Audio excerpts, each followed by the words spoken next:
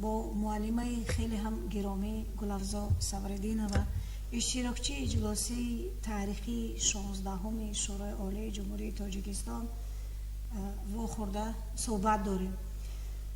معلمه، من نخست از شما میخواستم درباره آن بپرسم که همین ایده در شهر خوجند در قصر ارباب برگزار نمودن اجلاسی شورای عالی از کجا منشأ میگیرد، از کجا پیدا شد؟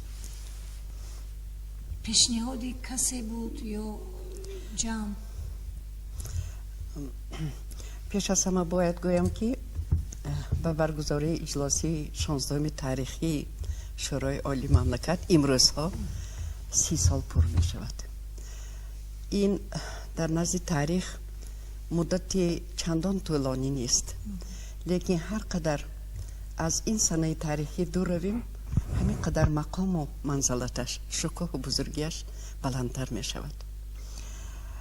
هر وقتی که عموما در عرفه جشنهای بزرگ ملت لوحه خاطر قدمهای نخستین ما در راه استقلالیت دولتی، روزهای سختی بودن و نبودن تاجیکستان صاحب استقلال و روزهای کاری مرکب اجلاسی 16 شورای عالی مملکت که در قصر مقدس ارباب برگزار گردید پیش نظر می آید. در حقیقت اون دوره های خیلی حساس، وضعیت سیاسی به نهایت مرکب بود، وزنین بود، درگیری های همون سال های 92 عصر گذشته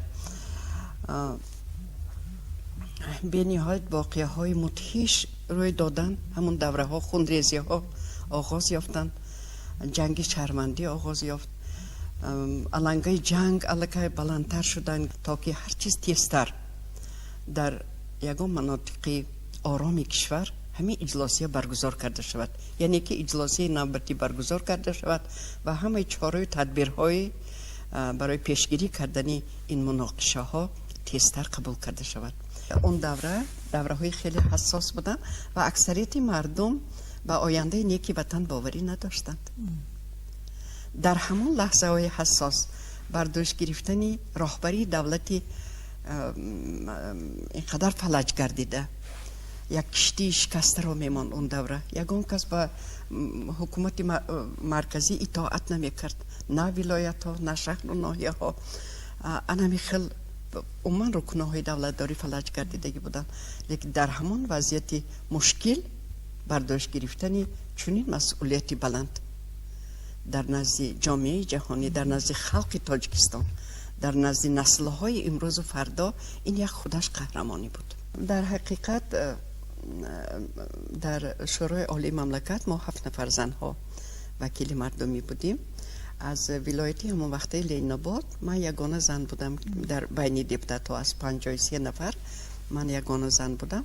من سروری شهر اصفهان را بر عهده داشتم و من فکر میکنم که ما زنها بسیار فعالتر هم بودیم، دلسوزتر هم بودیم. خیلی مادر خیلی اکنون ما زن مادر هستیم، فرزند داریم و برای جوانان امروزه دلسوزی بسیارتر و زیادتر میکنیم. بنابر همین هم ما با یک مسئولیت بیشتری به اجلاسی آمدیم. بسیار هم غم میخوردیم وقتایی که جنگ و جدال ها سر شدن.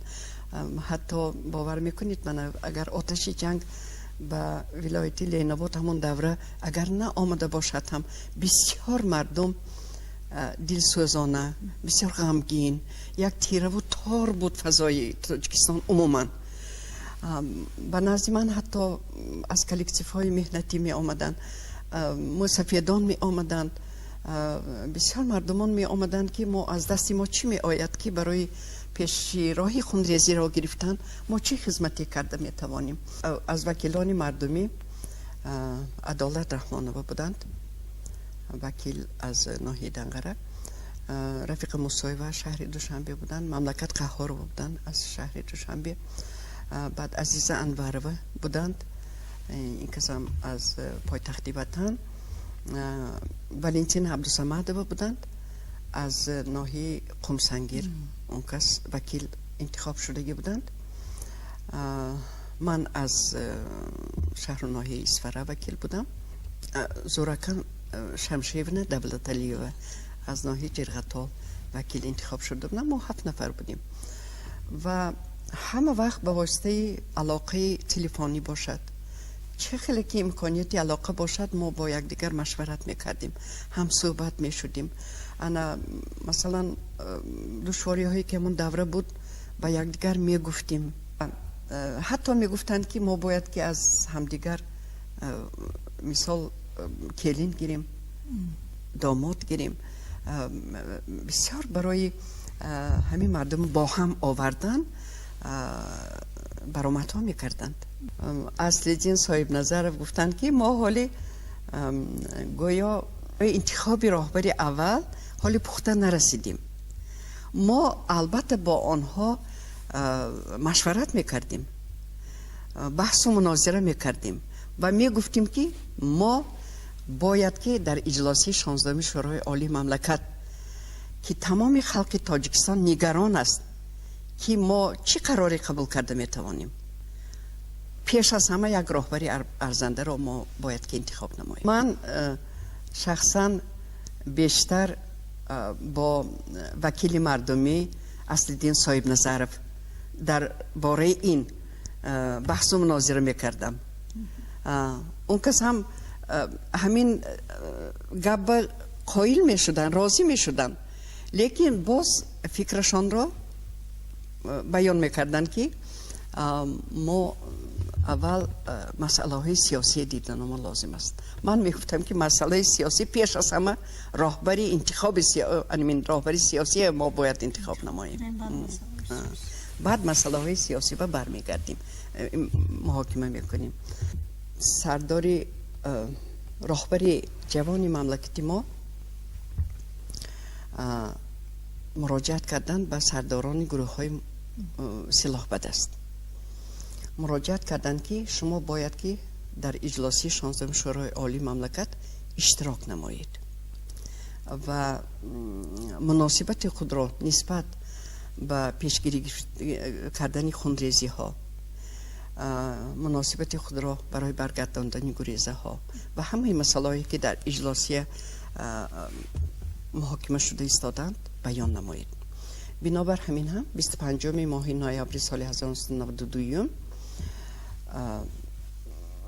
همون سرداران گروه های سلاح بدست، مثلا سنگک سپرف از مخالفین جمعه بویداقوف، یک میرزایف از طرف مخالفین سرداری گروه سلاح بدست بودند، یعقوب سلیموف از طرف حکومت، همه ها وارد شدن. ما البته وکیلان بسیار نگران بودیم که باید که سرداران این گروه های هم از این مسئله که در اینجا ما قرار قبول کرده ایستادیم و ها باید واقف باشند و طرفداری خود را بیان کنند. بنابر همین هم آنها پرچم تاجیکستان را به چشم آلیدند و مناسبت خود را نسبت تامین صلح و صلاح، آغاز کردن صلح و صلاح، اساس گذاشتن به صلح و ثبات جامعه تاجیکستان، مناسبت خود را گفته گذاشتند. یعنی که راضیگی خود را گفتند که ما همه یک جایه باید که تاجیکستان را تینج و امان نگاه داریم، با خونریزی ها خاتمه دهیم. انا همین خیل مناسبت کردن. من خسته از میکروفون از جایم برخواسته گفتم که به خاطر تینجگی کشور، به خاطر آسایشتگی، به خاطر صلح و ثبات مملکت، به خاطر فرزندای کشوری تاجیکستان، به خاطر نسل های من بعد، شما یکدیگر را به آغوش گیرید. آنها یکدیگر را به آغوش گرفتن. یعنی پیشنهاد شما بود؟ اکنون پیشنهاد منم بود و این اکو تمام تالار البته طرفداری این. من بنابر همین گفتم که شما یکدیگر را به آغوش گیرید. آنها یکدیگر را به آغوش گرفتند. یک یک فضای بسیار خرسندی به عمل آمد که ما باید که همه یک جایه تاجیکستان را پیش بریم، تاجیکستان را آباد نماییم. بعد من یک چیز گفتنی هستم که ما با اجلاسی 16 شورای عالی مملکت محترم امام علی رحمان راهبری جوان مملکت روزانه راهبری میکردند. بعد ما واقف شدیم که بیگاه روزی اگر چندی که تا ساعتای 10 شبم اگر اجلاسی کاری خود را دوام میداد، بعضی روزها تا ساعت 10-11 دوام میداد، اون کس باز شبانه با ورتالیات پرواز میکردن نزدی به ناحیه های درگیر و قوه های سلاح به دستان مذاکرات میکردند شبانه. بنابر همین هم این خلاصه آن بود که همین مردم سرداران همین گروه ها گویا با یک تیاری آمدند. این راهبری دولت ما همین تامین کرده توانستند. همون دوره با آنها واخوردن، چندین روزها واخوردن، فکر عقیده آنها را بد گرفته، آنها یک به خلاصه آمدند. لیکن در قطار آن روزهای دهشت‌ترین با یک واقعی بود که دو نفر فرزندانی که در قسمهای حربی تاجیکستان خدمت میکردند به جنگ شامل شده بودند. اینچنین قسم حربی که در خود شهر و ناحیه اسفره بود به جنگ شامل شده بودند. چندین فرزندان جان خود را در برقرار کردن ساخت کنستیتوسیونی نیسار شدند و آن فرزندان را بعد از چند روز دیگر به شهر گرفته آمده بودند. این بسیار دهشت آور بود وقتی که مادر برای فرزندش با آن حالتی که با اونجا آورده بودن نگاه کرد. برای همین ما بسیار مشکل بود. لیکن برای مادری که فرزندش را گم کرده است به نهایت دهشت بود. در حقیقت همین طور بود. اکنون امروز بعد از گذشت همین قدر سالها حالا هم ما مادران احساس میکنیم که در نتیجه جنگ تاجیکستان قریب زیاده از 150,000 فرزندانی تاجیکستان جان نیثار کردند. این همه مادر داشتند، همه پدر داشتند، فرزند داشتند، اکثریت آنها عائله داشتند. این به نهایت مشکل است و البته این روزها را هیچ وقت از خاطر برآوردن لازم ممکن نیست. بعضی حالت های شدند که با درگاه شورای عالی مملکت تا اجلاسی 16 شورای عالی با اجلاسی نوبتی آمده بودیم. اجلاسی 15 بود. یک گروهی سلاح به دستان چندین قدر فرزندان را در بینای شورای عالی به قتل رساندند.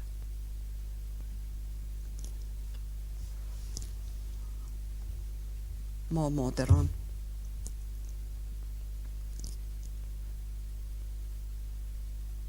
این حالت را هیچگاه از دل برآورده نمیتوانیم، هیچگاه از خاطر برآورده نمیتوانیم. جنگ فقط کثافتی میبیارد.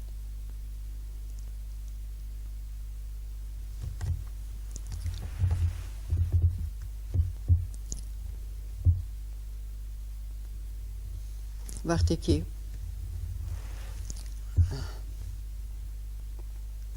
روز 5 می سال 1992 در تنفسی اجلاسیه ما از آشیانه دویم به آشیانه یکم فرو آمدیم به فایه شورای عالی مملکت. یک گروه وکیلان بودیم. من نیز در بین این وکیلان بودم و تیر ناخلف آمده به وکیل مردمی مرادالله شیرعلی زد. در آنجا آن کس جان را به شهادت دادند. شاهدی شما همه شاهد بودیم، همه شاهد بودیم. این یک دهشت بود، دهشت بود. من بعد وقتی که ما را ما همه جا پراکنده شد، وکیلای مردمی پراکنده شدند و ما نیز وکیلان مردمی همه به شهر و نواحی اکنون مقیمی خود ما رفتنی شدیم.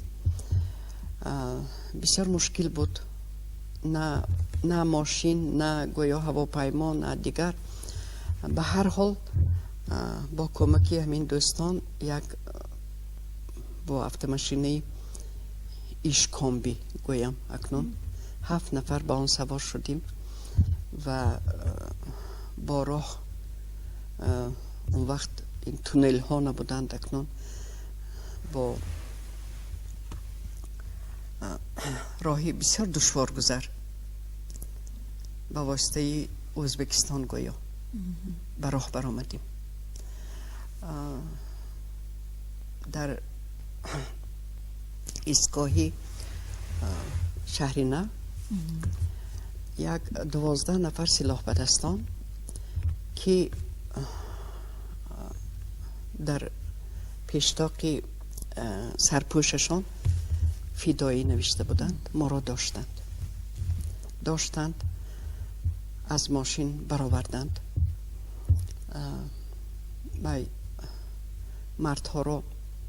مردهایی که در این موقعیت یک جای به راه می رفتند آنها را یک دو شدتم کردند، سخنهای نالایقم گفتند که شما دیپتاتا گویا. من بعد ما به یک دیگر نگاه میکردیم، یک سخن گفتن مشکل بود. همین لحظه بسیار مشکل بود. همین دوره شد که انچه ما قریب 1 ساعت در اونجا ایستادیم، هیچ امکانیتی نیافتیم که ماشین به گشته سوار شده رفتن ما را نمیماندن. برای آنکه یک سفیده را افتانده شلگباوم تشکیل کرده بودیم. همین وقت بود که با رقص خبر دادن که با یکی از آنها خبر دادن که یک کلان رفته ایستاده است، شما باید که راه را گشایید. بعد این بچه ها گفتن که راه را گفتن هوی کنید، گشایید گفتن. و چطور ما با وی ماشینه گشته سوار شدیم. اگر 1 دقیقه هم دیر میکردیم ما نمیدانستیم تقدیری ما چی میشده باشد. یک وضعیت بسیار ناگوار شد. من یک تا زن بودم بین مردها، بسیار وضعیت ناگوار شد.